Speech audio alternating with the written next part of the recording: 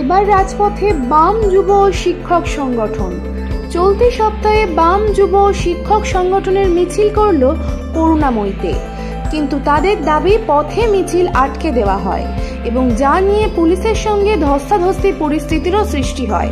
মূলত বামেদের এবং শিক্ষকদের বেশ কিছু দাবিতে তারা রাস্তায় নেমেছিল। বামেদের তরফ থেকে জানানো হয়েছে, দাবি পূরণ না হলে এই আন্দোলন আরো বৃহত্তর আন্দোলনের রূপ নেবে। পদার্থ রাজ্য সরকার এবং স্কুল সার্ভিস কমিশনের তাদের অপকর্মের ফল ভুগতে হচ্ছে এ রাজ্যের সমস্ত যৌবন। যারা অযোগ্য, যাদের চাকরি করার কোনো রকম যোগ্যতা নেই, তাদেরকেও ঘুষের রাস্তা দেখিয়েছে রাজ্যের সরকার।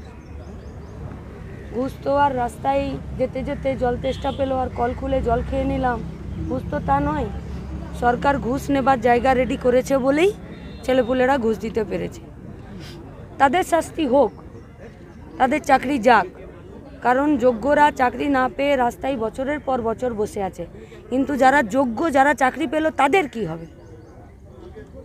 আমাদের পরিষ্কার কথা এবং দাবি, যারা যোগ্য সসম্মানে তাদের চাকরি ফেরাতে হবে দ্রুত, এবং কোর্ট, সরকার এবং স্কুল সার্ভিস কমিশন তাদেরকে এই দায় নিতে হবে।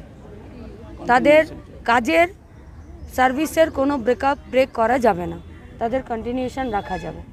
আর যারা ঘুষ দিল আর যারা ঘুষ নিল, যারা এক্সট্রা পদ তৈরি করলো, এই গোটা ঘুঘুর বাসাটাকে দ্রুততার সাথে শাস্তি দিতে হবে।